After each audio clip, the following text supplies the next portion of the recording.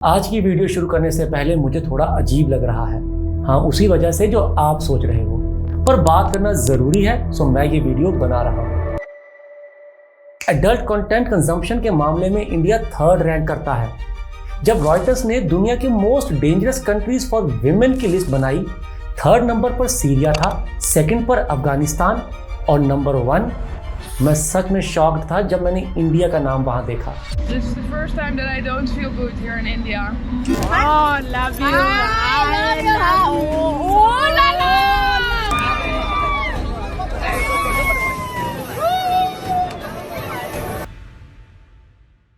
ये ranking perception, safety, health care, violence और law enforcement जैसे फैक्टर्स पर बेस्ड थी। रिपोर्ट्स के हिसाब से करीबन 53% बच्चे 5 से 12 तक की उम्र में ही किसी न किसी तरह के सेक्सुअल अब्यूज को एक्सपीरियंस कर चुके होते हैं। तुम्हारी तरह मैं भी इस नंबर को जानकर शॉक्ड हो गया था, पर यह हैरान कर देने वाला नंबर कोई कोइंसिडेंस नहीं है। जब एक सोसाइटी सेक्सुअलिटी को सिर्फ स्क्रीन से सीखने लगती है और वैल्यूज, कंसेंट और रिस्पॉन्सिबिलिटी पर बात ही नहीं करती, तो ये नंबर्स सिर्फ स्टैटिस्टिक्स नहीं रहते, तुम्हारे आसपास की रियलिटी बन जाते हैं। और सबसे ज्यादा डिस्टर्बिंग बात ये है कि ये चेंज अचानक अपने आप नहीं आया, ये धीरे धीरे अलाउ किया गया है।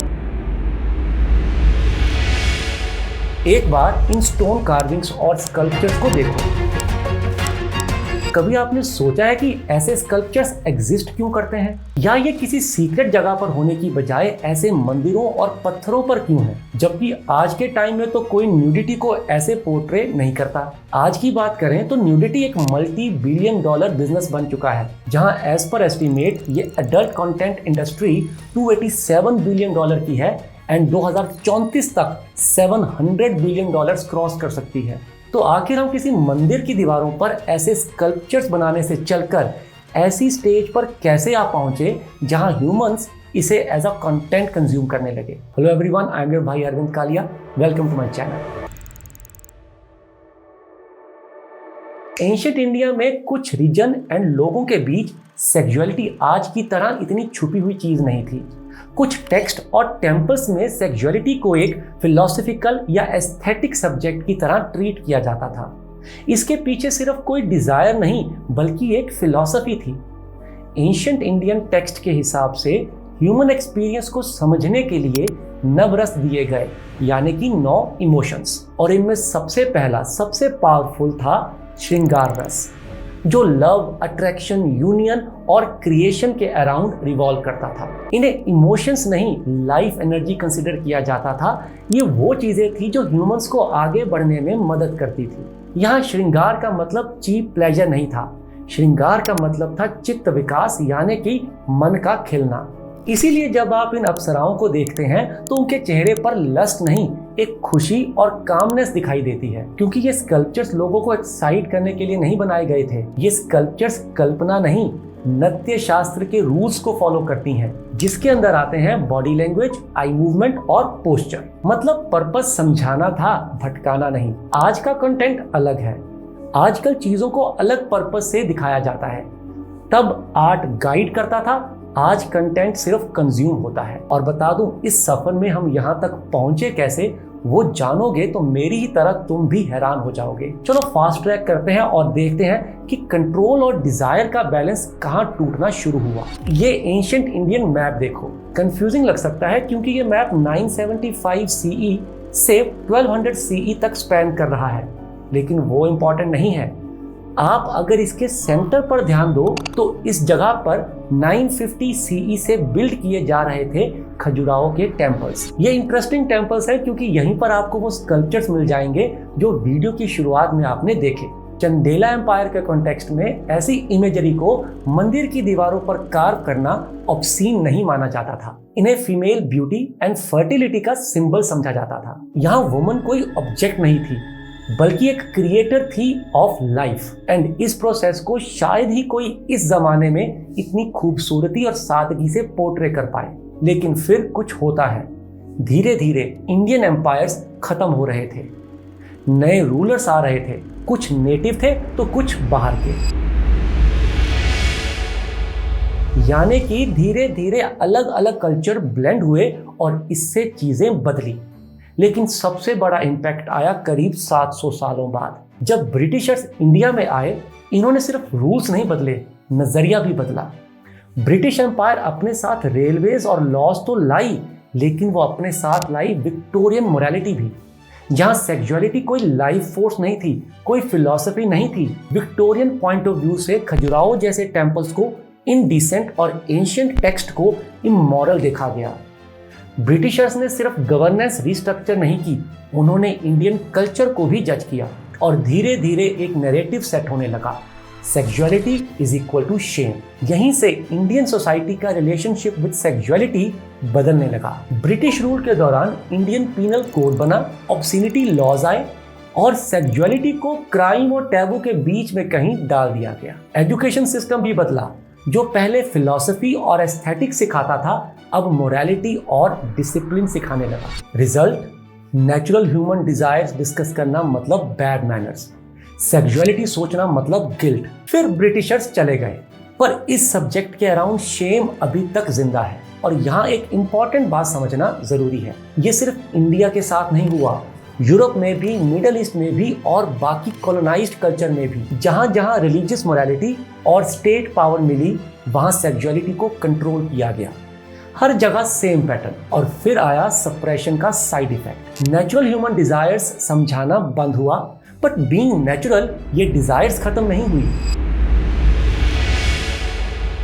19th एंड 20th सेंचुरी में कुछ चीप नॉवेल्स, सीक्रेट रीडिंग्स और सीडीज ने इस डिजायर को पोर्टेबल बना दिया, पर नॉलेज के रूप में नहीं, बल्कि एक कंजम्पशन के रूप में, मानसिक स्टिमुलेशन के लिए। और फिर आया इंटरनेट। अब कोई शॉप पर जाने की जरूरत भी नहीं, कोई डर नहीं, कोई जजमेंट नहीं, सिर्फ एक स्क्रीन और इनफाइनाइट कंटेंट। आप इस पेंटिंग को देखो, भले ही इसमें न्यूडिटी दिख रही हो, पर ये वल्गर नहीं लगती, ना आंखों को झटका देती है, ना ही दिमाग को हाईजैक करती है। क्यों? क्योंकि यहाँ बॉडी को ऑब्जेक्ट नहीं बनाया गया, यहाँ बॉडी एक लैंग्वेज है इमोशन की। यहाँ नजरें आकर्षित करने के लिए नहीं, कम्युनिकेट करने के लिए है। और यही सबसे बड़ा डिफरेंस है तब और अब के बीच। साइंटिस्ट्स ने कुछ लोगों को ब्रेन स्कैनर के अंदर बिठाया और ये जानने की कोशिश की कि आखिर लॉन्ग टर्म पॉर्न कंजम्पशन दिमाग के साथ करता क्या है। रिजल्ट डिस्टर्बिंग था। उन लोगों के दिमाग का रिवॉर्ड सेंटर, जहां प्लेजर और मोटिवेशन प्रोसेस होता है, फिजिकली छोटा निकला। लेकिन स्टोरी यहीं खत्म नहीं होती। साइंटिस्ट्स ने यह भी देखा कि ये रिवॉर्ड सेंटर दिमाग के प्रीफ्रंटल कॉर्टेक्स से कैसे कनेक्टेड है। प्रीफ्रंटल कॉर्टेक्स का काम जुड़ा होता है कंट्रोल, डिसीजन मेकिंग और सेल्फ डिसिप्लिन से। ऐसा मानो कि ये दिमाग का ब्रेकिंग सिस्टम होता है और पॉर्न यूजर्स में ये ब्रेकिंग सिस्टम वीक होने लग जाता है। एडल्ट कंटेंट यहाँ एक ड्रग की तरह बन जाता है। पॉर्न रियल सेक्सुअलिटी का एक सिंथेटिक वर्जन है, जहाँ एफर्ट नहीं, रिजेक्शन नहीं, इमोशंस नहीं और रिस्पॉन्सिबिलिटी भी नहीं, सिर्फ स्टिमुलेशन एग्जिस्ट करती है। 2023 में नेटफ्लिक्स, इंस्टाग्राम, पिंटरेस्ट, टिकटॉक, इन सब के कंबाइंड एक्टिव मंथली यूजर से कहीं ज्यादा लोग पॉर्नहब पे एक्टिव थे, अराउंड 2.4 बिलियन के करीब। ऑन एन एवरेज एक लड़का 10 साल की उम्र से और एक लड़की करीबन 12 से 13 साल की उम्र में ऐसे एडल्ट कंटेंट से एक्सपोज हो जाते हैं। पॉर्न उनकी एक्सपेक्टेशंस को डिस्टॉर्ट करता है। रिसर्च दिखाती है कि जब यंग लोग पोर्नोग्राफी देखते हैं तो उनके दिमाग में सेक्सुअल एक्टिविटी का एक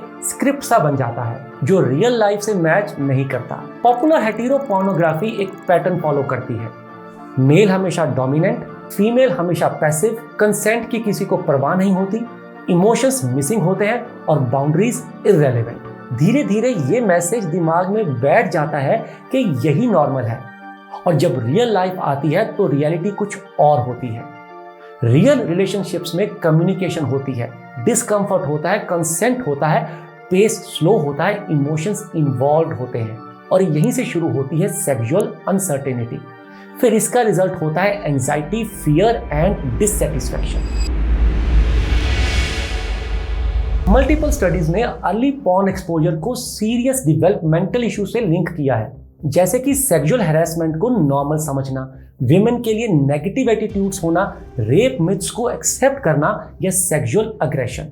स्पेशली बॉयज और यंग मेन के केस में जब रिपीटेडली वायलेंट या डिग्रेडिंग पॉर्न कंज्यूम होता है, तो दिमाग ये सीख लेता है कि अग्रेशन एक्सेप्टेबल है। ये कोई एक वीडियो का इफेक्ट नहीं होता, ये सालों की कंडीशनिंग है। और इस कंडीशनिंग का सबसे डेंजरस पार्ट ये है कि लोगों को लगता ही नहीं कि कुछ गलत हो रहा है। अगर घर और समाज में सेक्सुअलिटी एक टैबू है तो बच्चा इंटरनेट से सीखेगा, और इंटरनेट कभी वैल्यूज नहीं सिखाता, वो सिर्फ क्लिक्स सिखाता है। हेल्दी सेक्स एजुकेशन का मतलब है कंसेंट समझाना, रिस्पेक्ट सिखाना, इमोशंस की वैल्यू बताना, सच्चाई और कल्पना के बीच का फर्क समझाना। जब बच्चों को सही जगह से इंफॉर्मेशन मिलेगी तो पॉर्न उनके लिए क्यूरियोसिटी नहीं बनेगा। ऑलवेज योर भाई अरविंद कालिया।